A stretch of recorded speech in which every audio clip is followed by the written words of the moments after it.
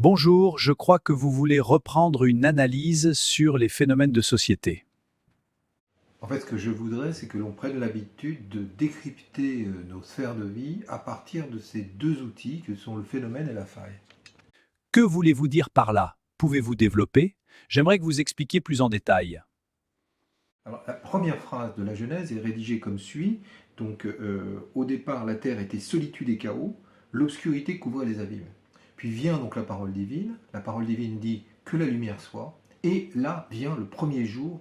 Comment interprétez-vous cette phrase?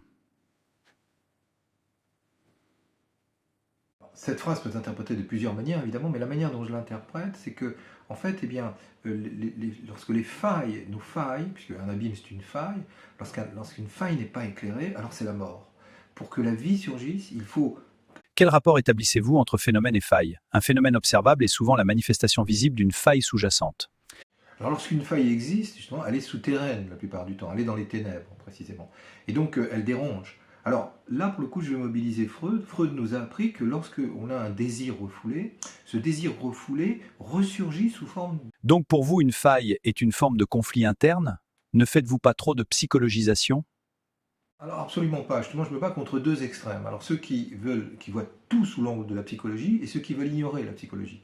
Pour moi, en fait, il y a 7 sphères de vie et donc il y a donc des failles et des phénomènes suivant chacune. Si je vous suis bien, il y a donc pour vous des failles et des phénomènes pour chaque sphère de vie.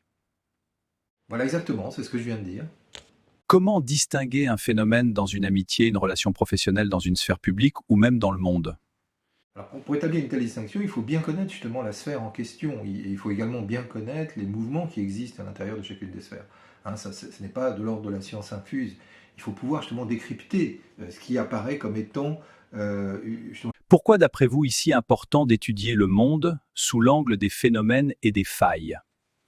Alors parce que justement, donc j'ai examiné qu'il y avait 3 types de mots hein, euh, qui sont quelque part la perversion narcissique, le narcissisme pathologique et le totalitarisme, qui chacun sont très liés entre eux. Et bien justement, ils jouent sur. Nous sommes un peu trop naïfs justement par rapport à cette situation, par rapport à leur attitude. Trop naïf, que voulez-vous dire? Expliquez-vous. Par exemple, actuellement, il y a l'Amérique prétend négocier avec le régime iranien, qui est un régime totalitaire. Ben, non, en fait, ce ne sont pas des gens avec qui il faut négocier, comme Churchill l'avait bien vu. Ils ne sont pas dans la négociation. Et ce n'est pas le cas? Non, justement.